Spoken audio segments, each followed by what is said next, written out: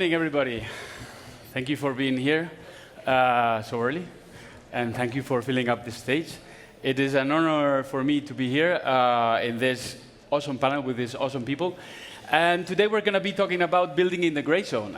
It is a very, very interesting topic because it's something that's in everybody's mouth right now, and it's something very complex to be able to come down from big corporations, big industries, especially space and defense, and trying to cope being a small company, being a small startup or a scale-up, and trying to push our technologies and our positioning to these industries.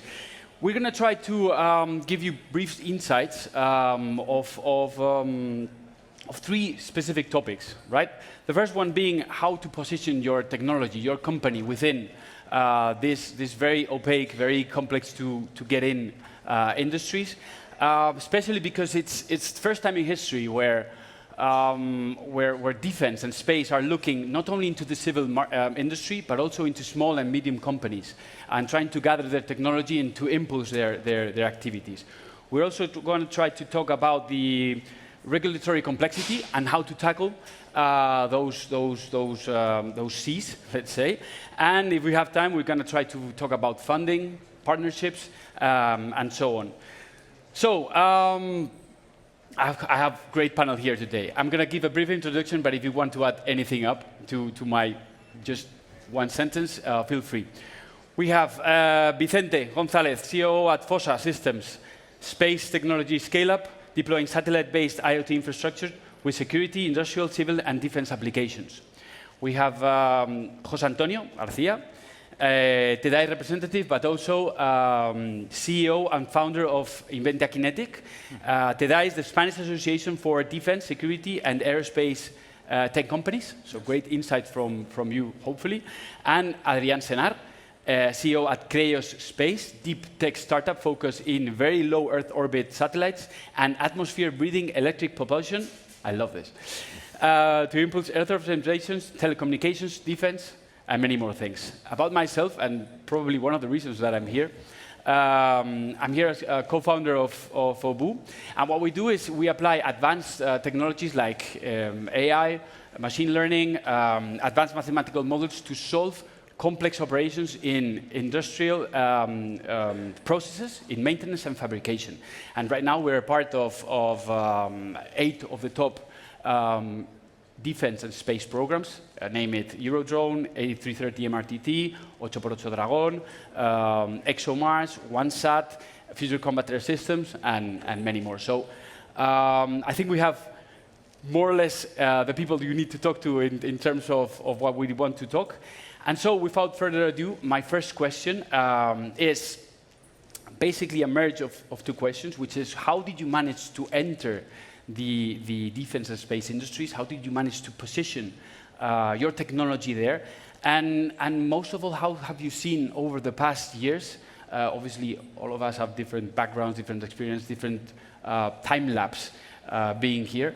But how have you seen the change of mindset of these industries, these very big industries that are usually focused on contracting with very large corporations?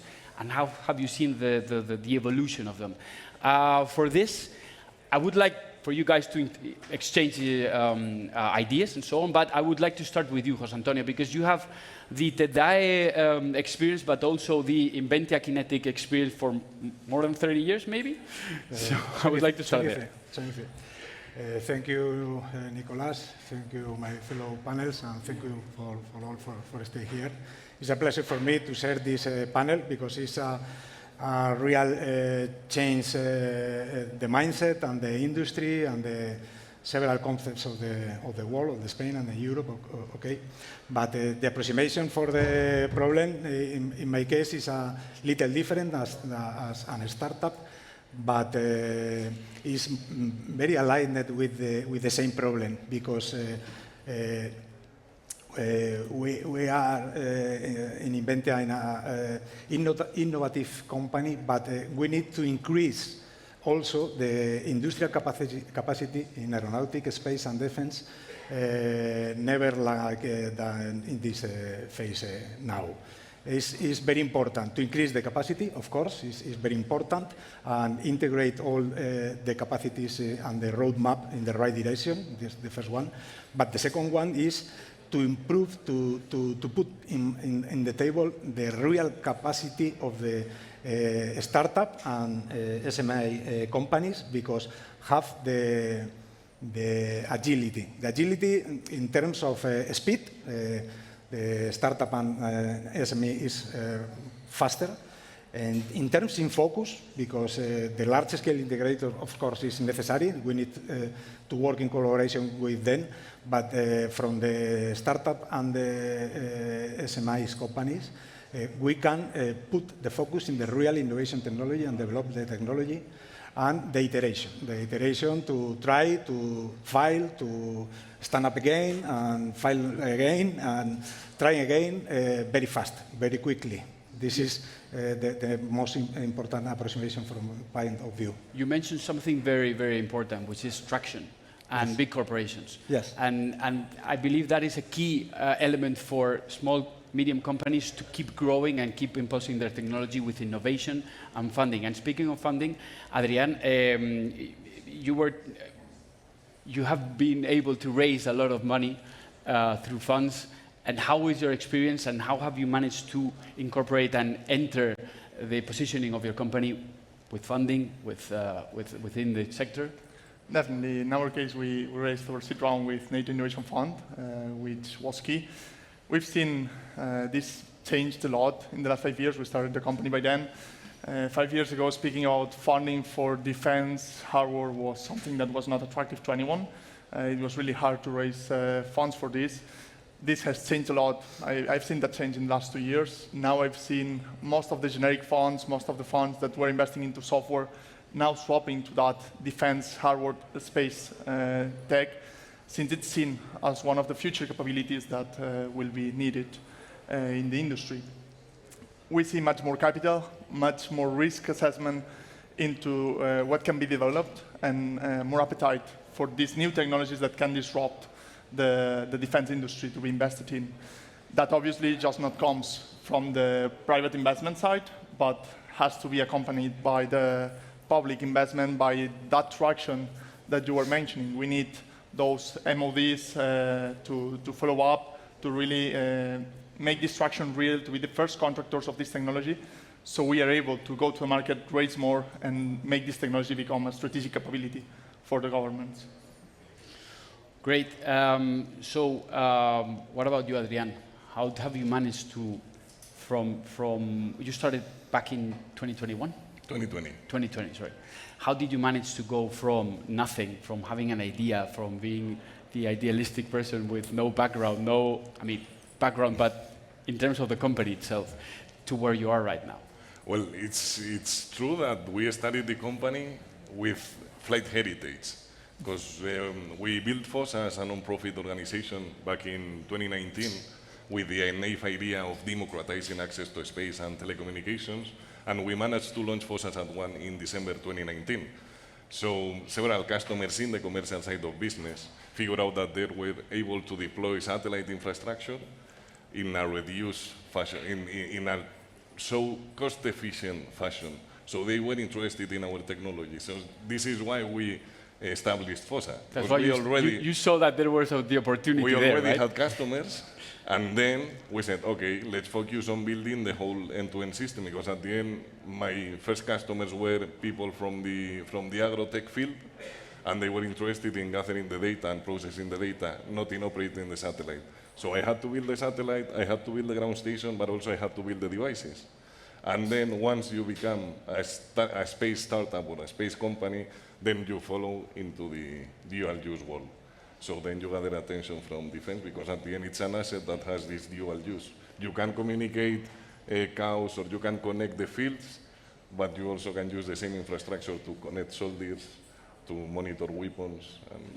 We're in the data era, so everybody wants to process data. The real challenge is to create the hardware to produce the data so that companies like mine can actually process the data and give added value to the people that will own the data eventually.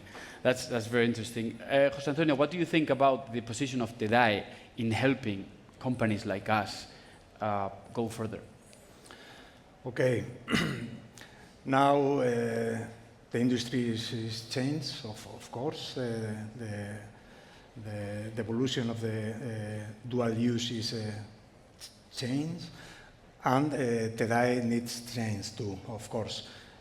Several years ago, TEDAE perhaps turned around not only, but mainly in the large-scale integrators and the primes of Spain. And today, TEDAE integrate all the chain value of the industry in aeronautic space, defense, and security. It's very important because we think we need to move to the legacy layered to statement of the industry, primes, mid-caps, SMEs, startups.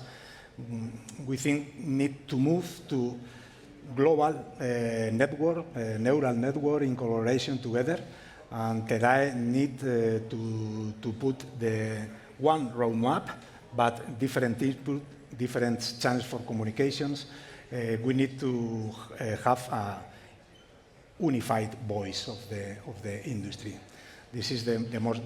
Today, I am here with two hats. One of them, CEO at the SME. Okay, perfect. But the other hat is TEDAE representative in the recently board members created as a representative in that startup and SME.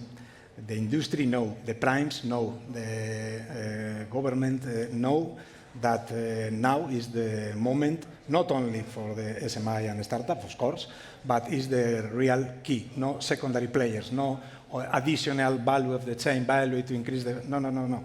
It's a real key players to the new evolution of the dual use and industry, strategic industry like this. You've given me the perfect cue for my second question. One of the main difficulties that we face, at least in my experience, we face as SMEs trying to contract with these industries, is the complexity and all the different requirements that are set up by the end users of our technology in order to be able to contract with them. For us, it's been quite a challenge, and we always say, I've got my two co-founders there in the public, we always say that in order to be able to start contracting with the big corporations and the government and so on, you need to have better dribbling skills than Messi, okay? Because if not, you're not gonna be able to go straight ahead. So you need to find different shortcuts, different side entrances, and so on, in order to be able to become tier 2, reach different agreements with different corporations that are bigger than you, then you can vehicle your technology through them towards giving added value and showcasing your opportunities and your technologies to these big corporations. And so I would like to know from you guys, exactly how have you been able to tackle these challenges? I would like to start with you, Adrian. You're putting faces, so you're the perfect target. Still tackling them. Okay. No, the thing is what we see definitely to apply for programs that are of the interest. So when we speak of programs about 5-10 million euros, the requirements are set up for the primes, not for SMEs, not for startups. So we are directly out of those contracts, even if we had the best technology, the best roadmap, and the best team for it. So it's mandatory for us to go with primes for those calls. So as a subcontractor, instead of being able to develop the technology that we want or that we really believe can make the change. What this means is that at the end of the day, the developments that we can do are slowed down because of this procurement process in which we can directly not access to, that we are dependent on the interest of big corporates. In our case, for example, that we change how satellites are done, that might not be of the interest of people that already have satellites in orbit. So there's a disjunction on the interest that you could see there, and if you could directly go to the procurement, you would not need to go through all this process. Still, it's interesting working to primes, but it should not be mandatory working directly with them. So you should have both options, something that right now is not possible. you're totally right. I mean, now that we have here part of our target in terms of industry, one of the main challenges is that. And so I know you guys are doing great efforts in order to change, to evolve, to have technology radar systems in place in order to scout the different small companies that might have the technology that you're looking for. Because one of the main things that we give, the added values we give to the industry is our agility, our capability to evolve into new technologies very, very fast with low resources, which is always important in fixed budgets like state budgets. And so we know that you're doing the necessary steps, but Vicente, how do you see your track record in this sense? I'm not going to confess our first meeting with a stick, because Fernando is here. But we've seen that in the last couple of years, it's not a matter of technology. Usually the best technology doesn't want this kind of contracts. It's a matter of generating trust on the stakeholders and the end user. You are not building the super cool mega space infrastructure in our case. We are building a solution that it's end-to-end, that it's really tailored to the requirements of specific end users or operators within the MOD. For example, we are not going to compete with ISDESAT in order to provide 5G or KA military huge broadband communications, but we can provide the infantry of Marine with a really low swap device that they can have in their backpack, and it can be used as the last line of communication. Where you cannot afford to go with the BANTAP and have this geo backhaul, then you can use our infrastructure in order to send a 9-line medical evacuation message, a position, a log, a report. So at the end, it's not about building a super cool technology, it's about building a super cool and trustful message in order to address the specific needs of the operator. You're saying something really interesting. I mean, technology, when I say technology, I not only mean the breakthrough. Okay, like, okay, we've built this, which is amazing, but it's not reliable, and it will fail in 3 iterations or 3 cycles. I mean, and you were very right here to say that obviously we need to create, we need to try to create the best technology, but it needs to be reliable. We need to offer that, that trust to big corporations. That trust can be built in many different ways. It can be built by age. I mean, 30 years of experience with your company, that's trust there. It can be built with funding. Obviously, funding is something that is really important, because if you manage to bring the trust of the money, you will have the trust of the industry. That's for sure. And that brings me to my third question, which is sorry? Partnerships, exactly. But Diana also, which is part of the partnerships. I mean, it is one of the different of the vehicles that are being put in place right now that are very interesting for companies like ours in order to showcase our technology and start testing our technology and building that trust that needs to be built in order to solidify yourself and give the foundations for working. So what is you started this conversation, so what is your experience on that? Well, Diana for us is a key, or it's... Not only Diana, but also Diana and other partnerships. No, it's but starting with Diana. I guess that we are literally one of the grandson startups, because we were born as a commercial IoT provider, and then we are moving to the defense side of business. And we are trying to balance 2 worlds that are moving at different speeds. The commercial end user wants ease of use, cost effectiveness, and these kind of things. Defense wants trustworthy, robust, reliable systems. And Diana is key in order to help us to set up meetings or gather all these requirements and feedback from the end user and try to make our product adoptionable, let's say. Okay, I like the word. Adoptable in Spanish. So it's not a fancy technology anymore, it's a solution, or it's a benchmark. It's a capacity that it can be really operational. So Diana help us with this kind of conversation, which is great, because at the end for us as a startup it's quite difficult to manage and have a coffee with the responsible of the UK SATCOM's unit, or the chief of staff of the NATO special operations in mountain warfare. Hopefully, whatever. some of them are here in the audience. Hopefully, I don't know. So Diana has been key, and I have to. I'm not getting paid from Diana in order to say that, but if you are a startup and you are planning to join into the defense ecosystem, take a look at the challenges and good luck, because it's a really harsh and competitive process. What about you, Adrian? No, I completely agree with what Vicente was saying. Diana also helped us to understand that use case, that final use case, because when you develop technology, and even more when you're a startup, you usually fall in love with what you're doing, with the technology you have, but you really need to find what use case it has, and when you go to defense, that's really hard to be made. So you really need to speak to that end user, to the people that will be using the data that you will be generating, that will be using the resources that you can put in orbit to improve their operations, not because they want a satellite, but because they really want the capabilities you can provide. Understanding that is key to develop a technology that really fits their criteria. Diana has been key for that, in our case, NATO as well.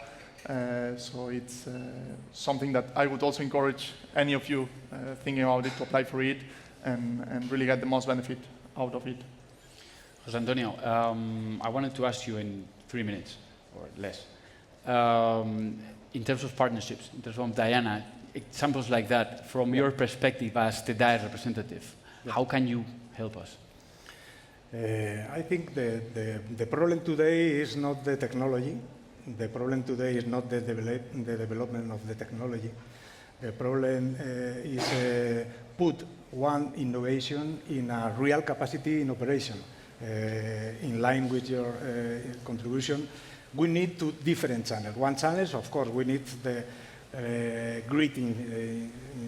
critical infrastructures, space and aeronautics, defense, missiles, defense, of course. We need everything, these grid capacities. But we need to improve step by step the innovation to put in the real market. To put in the real market, in this case, in the dual use, is the validation from armed forces, okay? Not a big solution, but one solution, quick solution, a real solution for some problems.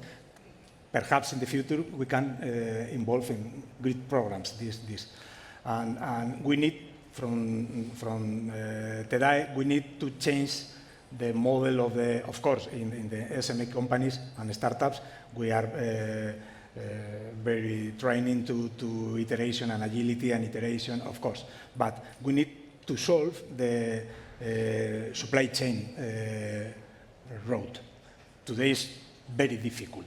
We have an innovation idea, we have a startup, an SME, consolidated, perhaps scale up SME, but we need to move to the real procurement, real applications, real funding, and put in value. No? We think from TEDAE we need to establish two different channels for impulse this innovation industrial capacity, in parallel to the grid critical infrastructures. We need two channels, two velocities. Okay, so now we've got a couple of minutes left. So I wanted to ask each one of you if you could give the audience and everyone who's watching us online, if there's anyone, one last insight, one last advice, one last tip if they're wanting to start a company in deep tech, in hardware, software, digital, towards space, defense industry, dual use. What would be your advice? What would be your tip, your insight? And let's start with you, Adrian. Let's go in order. Okay, hard question. If there's a time to do it, it's now. That's completely true. The funding is there, the interest is there, the money from the government is there. So I would suggest go ahead now, but also speak with the final customer. Speak with the Ministry of Defense here in Spain, understand their needs, understand what they will be paying for and what they really need for. Understand all the process they have, because it's not an easy wall to work around. You really need to understand that so you're able to work with expectations you have with all the process and be able to deliver something. And yeah, go for it. José Antonio, either with the DAE or Inventia's hat? Both, it's the same problem. we need to move the secondary players to key players. We need to find the solution. Of course, the Spanish administration is trying to put in a lot of money, a lot of human resources to develop this effort, but we need some solution for putting value this value for the startup and SMEs, and one additional value, not putting the table. The startup and the SME know perfectly this way can't run alone. We need near to the large-scale integrator, near to the administration, and thinking in the real new network of collaboration. Vicente? I hope. My piece of advice would be, don't focus just on technology. Try to invest since the very beginning in a huge and strong team. If you have a good team and you can find a scalable market, then it's going to be easier. Technology comes, or technology can be bought. So it's focus on team and market, then don't underestimate the bureaucracy and the processes in order to get involved with defense. Because it's a bit the chicken and the egg. You can provide a solution for a specific requirements, but you cannot join the meetings because you don't have the clearance, but you cannot get the clearance because you are not involved in a project. So don't underestimate all the bureaucracy, have your clearance. And times, especially times. And then, as Adrian said, if you have a good idea, go for it. And if your idea is related to how to improve the connection of deployed forces or autonomous systems, or in the field of detecting RF emitters in order to make a faster and more agile and secure response of the MOD, please come talk with us because we can build a really good infrastructure and solution for our allies. Very interesting. I mean, I take two messages, but for me the most important thing is that, and the time is now. I mean, it is great to see that after a lot of years, or that the interest, the money, the effort has been in other sectors. Right now, the focus is in industry. We're trying to bring up our capabilities to produce, to innovate, to fabricate, to break through everything. And this is a scenario that we hadn't seen in a lot of time. We believe that this is the way to go. Subcontracting the capabilities of manufacturing has gone great for so many years, but right now we need to be, as Spain, as Europe, as NATO, we need to be up there. We need to be able to stand up to the challenge. And the current geopolitical status is quite volatile, and so we need to be prepared. And we believe that companies, at least I believe that companies like us, ours, are key towards giving the added value and giving the agility, the acceleration, the dynamism that the industry might need in order to be able to evolve, cope, and keep going forward, keep thriving. So we need to end. We've got 20 seconds left, so thank you so much for being here. I think it was very, very interesting. A lot of insights, a lot of great opinions, and so thank you very much for being here, and hope to see you guys next year more and better. Thank you. Thank you.